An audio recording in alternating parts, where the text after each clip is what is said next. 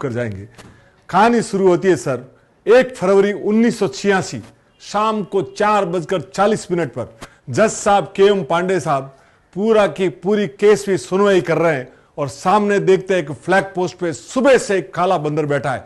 लोग उसको मूंगफली दे रहे हैं, केला दे रहे हैं, पर वो बंदर नीचे देखने को तैयार नहीं है। जैसे ही रामलला के दरवाजों का ताला खोलने का आदेश होता है वो बंदर वहां से निकल जाता है।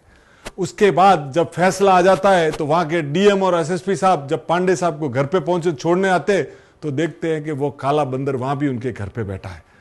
तब उनको जब KM पांडे साहब उनको देखते हैं और तो काले बंदर को जब प्रणाम करते हैं और उनको लगता है कि ये देवीय ताकत थी जो आदेश दिलवा रही थी, और उस दिन के बाद वो काला बंदर कभी देखा नहीं गया। दूसरा K पारासरन साहब, दुनिया के सबसे नामी वकीलों में से एक, जिन्होंने रामलला का सुप्रीम कोर्ट में केस लड़ा at the age of 92, Padma Vibhushan 2 बार के अटॉर्नी जनरल रह चुके। जब वो कोर्ट में आते थे तो बिना चप्पल आते थे। उनको जब जज साहब ने बोला कि आप 92 ईयर्स के आप बैठ जाइए तो उन्होंने बोला कि मैं बैठूंगा नहीं, भगवान राम का केस लड़ रहा हूं तो मैं खड़ा रहकर बिना चप्पल।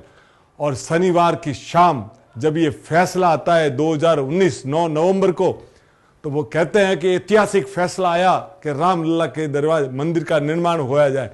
तो सोमवार की शाम दिल्ली में 2nd फ्लोर पे रात को 8:45 पर 30 से 40 बंदर वहां दिल्ली में, जहां साहब रात को एक बंदर दिखाई नहीं दे, वहां 30 से 40 बंदर उनके 2nd फ्लोर के टेरेस पे आ गए।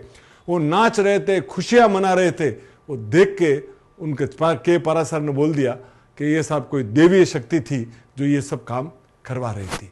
अभी जब ये मंदिर बन रहा था तो रामलला की मूर्ति अरुण योगीराज जो मैसूर के हैं, MBA है और 5 पीढ़ी से शिल्पकार है, जब मूर्ति बना रहे थे 7 महीनों से, तो रोज एक बंदर आता था शाम को 4 से 5 के बीच में। तो उन्होंने थोड़े दिन तो नोटिस नहीं लिया, बाद में देखा कि वो डेली आ रहा है तो उन्होंने ट्रस्ट कह दिया, तो उन्होंने बोला कि आने दीजिए। और उसके बाद एक बार तिरपाल और दरवाजा बंद किया था तो वो दरवाजा खटखटा के अंदर आया और पूरे 7 महीने वो बंदर आता रहा, आता मूर्ति को निहारता और शांति से चला जाता।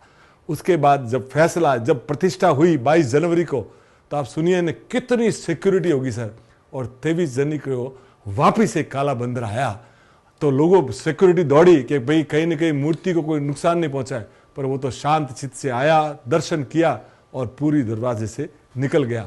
तो साहब हनुमान जी और राम का, और आपको ध्यान है हनुमानगढ़ी में जब RDX रखा गया था और पूरा हनुमानगढ़ी को उड़ाने की बात थी, उस समय आपने देखा होगा कि हनुमान जी बंदर के रूप में आए और वो वाटर कूलर के ऊपर तारगढ़ खोल के चले गए थे। तो साहब अयोध्या की रक्षा महावीर हनुमान करते हैं। बोलो सियावर रामचंद्र की जय।